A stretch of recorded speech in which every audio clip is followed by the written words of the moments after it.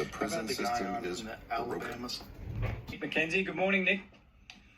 Morning, guys. There's still plenty to unfold here. We're picking up the newspapers as well, and the police are talking about, well, the grey space of corruption is much broader than the criminality remit than we have. Can the police actually do something about this? Significant turning point in this whole scandal. We've had the Premier say the police are the right place for all this corruption on the big build to go, and now we have the police coming out and saying, listen, we can only do so much. We cannot investigate a lot of the corruption on the big build. Commission is needed. Very strong. I watch you, and you've got whistleblowers, you've got receipts, you've got emails.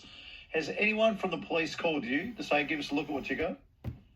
So the police have all this information as well. The police have called me, and I'm assisting them as best I can. No doubt. But there is a big difference. I can get a confidential source who'll give me the evidence of, say, payments to Mick Gatto, which we've got. We had utterly exposed more than a dozen subcontractors on the big build paying Mick Gatto because of these confidential sources. But I don't ask those sources to get in the witness box and testify against Mick Gatto.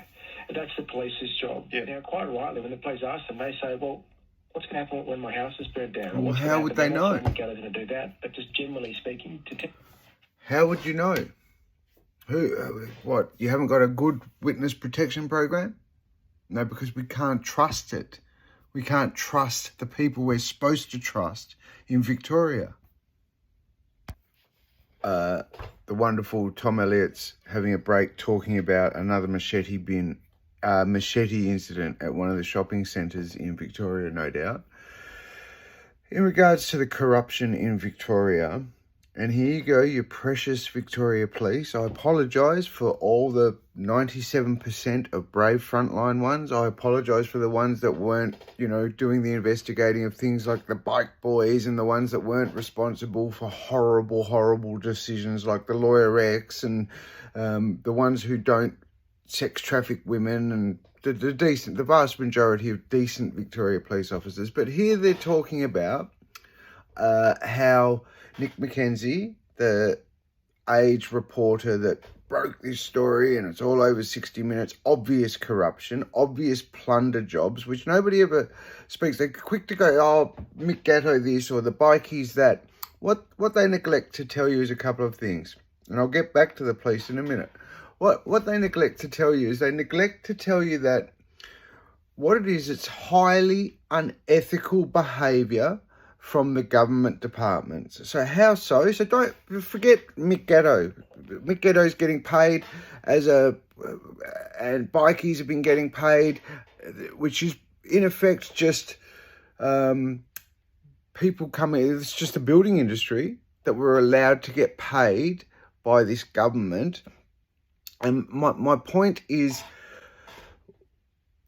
the crime not crime, is in effect they're just paying massive, massive money for projects that they're paying for nothing.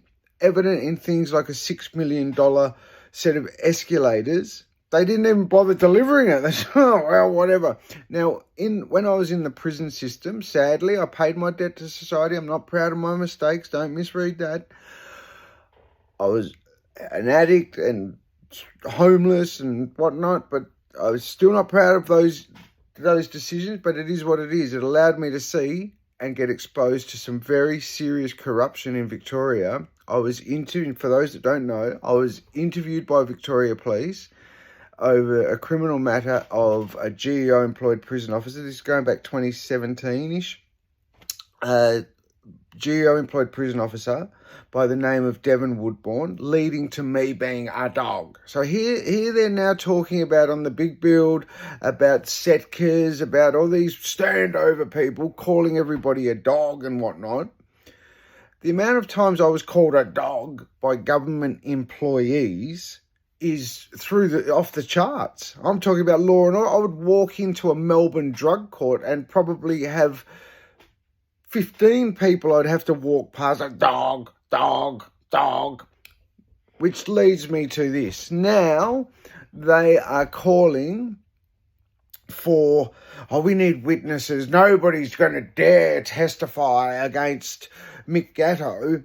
But hang on a minute, and this is where Victoria Police come into it, sadly, with a horrible, horrible Lawyer X track record now, don't they?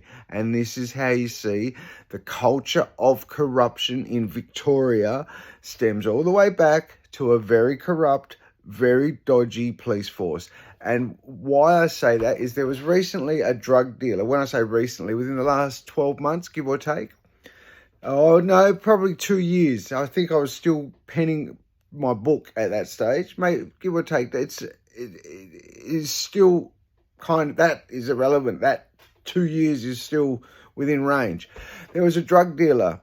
He was in the Caulfield area, coincidentally, and he was dealing drugs, and he was boasting about it down at his local, or the local under 10s, I think it was, kids AFL football.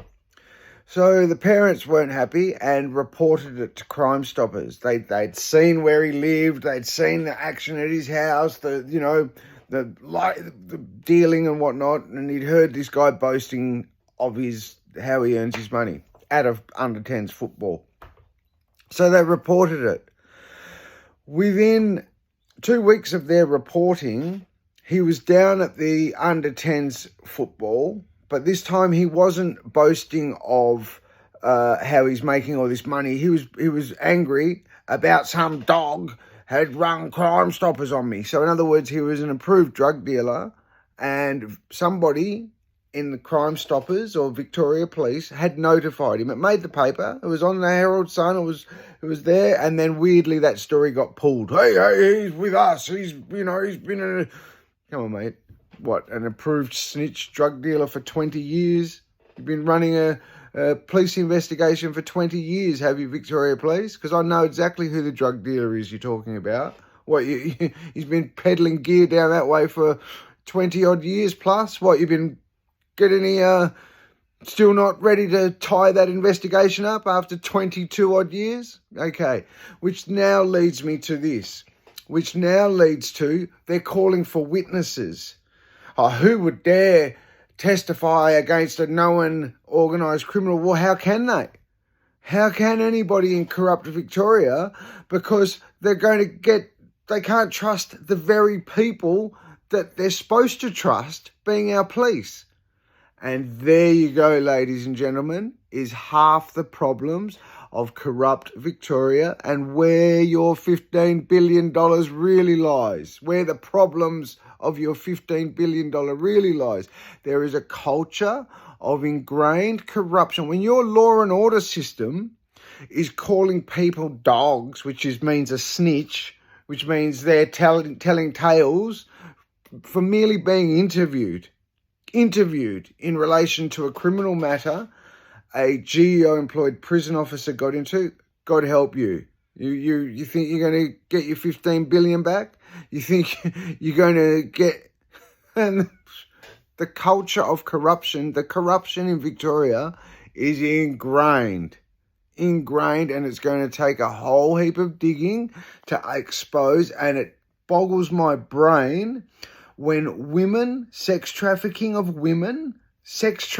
drug-addicted women was used not to solve crimes or anything, just to get at people. Now it's come out that sex trafficking of women using public money again, but now on a government infrastructure project where children have been used as literally as the payment. Hey, you help us get at this dog, we'll give you your toddler back.